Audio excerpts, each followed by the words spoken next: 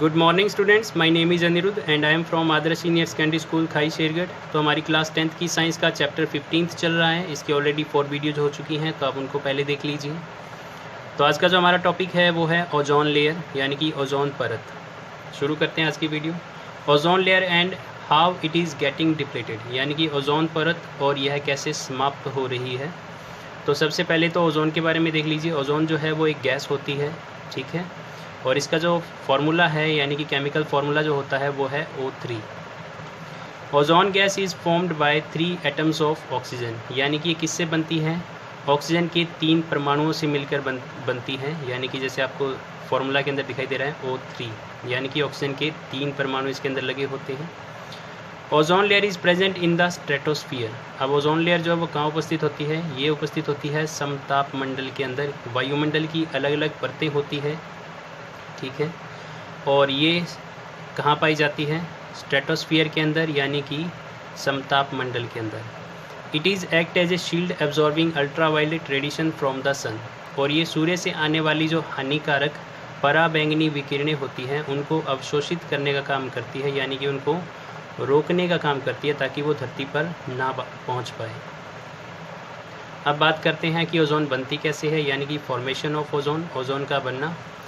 Ozone gas is continuously formed by the action of UV radiations on the molecular oxygen, यानी कि UV radiation जब molecular oxygen पे यानी कि आणविक ऑक्सीजन के ऊपर गिरती हैं तो जो आणविक ऑक्सीजन होती है वो टूट जाती है किसके अंदर? परमाणविक ऑक्सीजन के अंदर, यानी कि परमाणुओं के अंदर, ठीक है।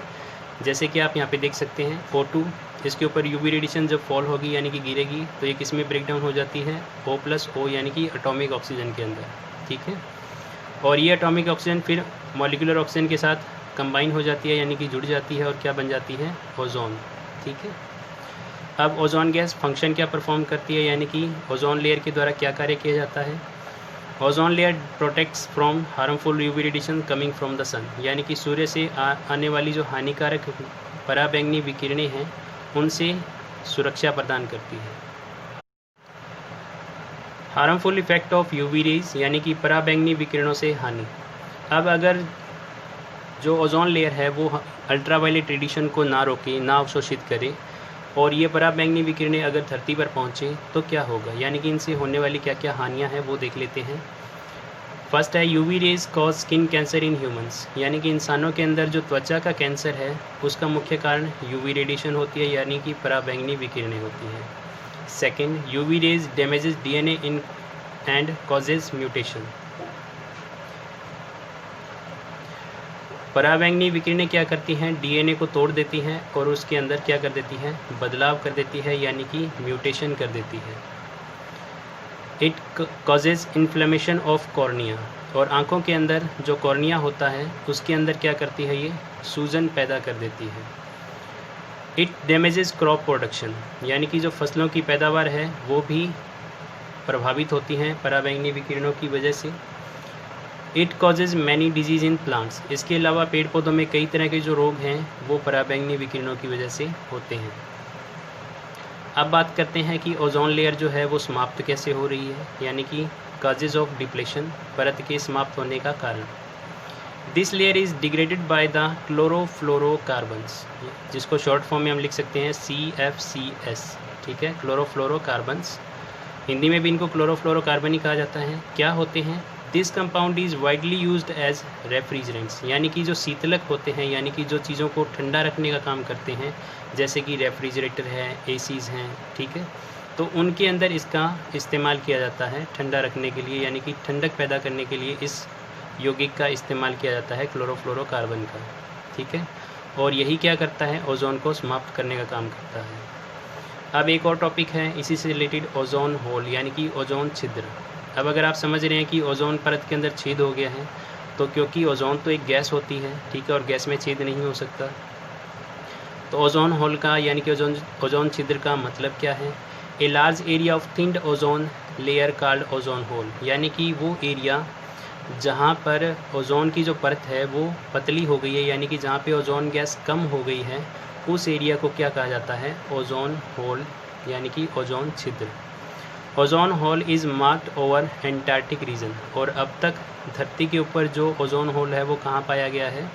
एंटार्कटिक क्षेत्र के अंदर, यानी कि जो ध्रुवीय क्षेत्र है वहाँ पे पाया गया है। Next and last topic of this chapter is waste. ठीक है, यानी कि जो कचरा होता है उससे संबंधित ये लास्ट टॉपिक है हमारा। तो सबसे पहले तो हम बात करते हैं कि कचरा होता क्या है, यानी कि कचरा किसे कहा जाता है, व्हाट इज़ वेस्ट। ठीक है, any substance which is discarded after first और प्राइमरी यूज़, यानी कि वो पदार्थ जो एक बार उपयोग हो चुके हैं, ठीक है, और जिनको पुनः उपयोग नहीं किया जा सकता, तो उनको हम क्या कहते हैं, वेस्ट, यानी कि कचरा कहते हैं।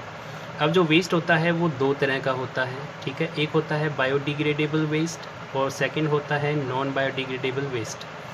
अब बायोडिग्रेडेबल वेस्ट, जिसको हिंदी में कहा जाता है जैव निम्नीकरणीय कचरा। ठीक है, अब बायोडिग्रेडेबल वेस्ट क्या होता है, a material which gets decomposed by natural processes, यानी कि ऐसा वेस्ट, यानी कि ऐसा मटेरियल जो कि प्राकृतिक क्रियाओं के द्वारा समाप्त हो जाए, यानी कि प्राकृतिक क्रियाओं के द्वारा जिसका अपघटन हो जाए। तो ऐसे जो वेस्ट होते हैं, यानी कि ऐसा जो मटेरियल होता है उसको हम क्या बोलते हैं, बायोडिग्रेडेबल वेस्ट। जैसे कि बॉइल्ड टी लीव्स, यानी कि उबली हुई चाय की पत्तियाँ, फूड वेस्ट, बचा हुआ जो खाना होता है, एक्सक्रीटा यानी कि अपशिष्ट पदार्थ। ठीक है, तो इनको यदि मिट्टी के अंदर दबा दिया जाए, ठीक है, तो ये कुछ समय के बाद वहाँ से गायब हो जाते हैं, यानी कि समाप्त हो जाते हैं। क्यों हो जाते हैं, क्योंकि ये नेचुरल प्रोसेस के द्वारा इनका ब्रेकडाउन हो जाता है, यानी कि ये डिकम्पोज हो जाते हैं, अपघटित हो जाते हैं। सेकंड है जैव अनिम्नीकरणीय, यानी कि नॉन बायोडिग्रेडेबल।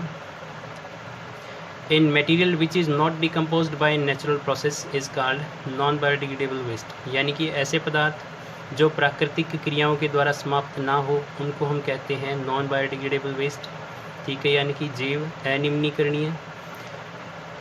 जैसे कि एग्जांपल के रूप में देखिए प्लास्टिक, ग्लास, मेटल्स। ठीक है, यानी कि जो धातुएं होती हैं या फिर जो कांच होता है या जो प्लास्टिक है, ये प्राकृतिक क्रियाओं के द्वारा समाप्त नहीं होते हैं और जैसे उनको छोड़ा जाए ये वैसे ही पड़े रहते हैं। ठीक है, तो ऐसे जो पदार्थ हैं वो क्या कहलाते हैं, जैव अनिम्नीकरणीय कचरा या फिर नॉन बायोडिग्रेडेबल वेस्ट। तो इसी के साथ हमारा जो चैप्टर 15 है वो कंप्लीट हो गया है। आई थिंक कि आपको पूरा चैप्टर अच्छे से समझ में आ गया होगा। तो आज के लिए बस इतना ही। Thank you.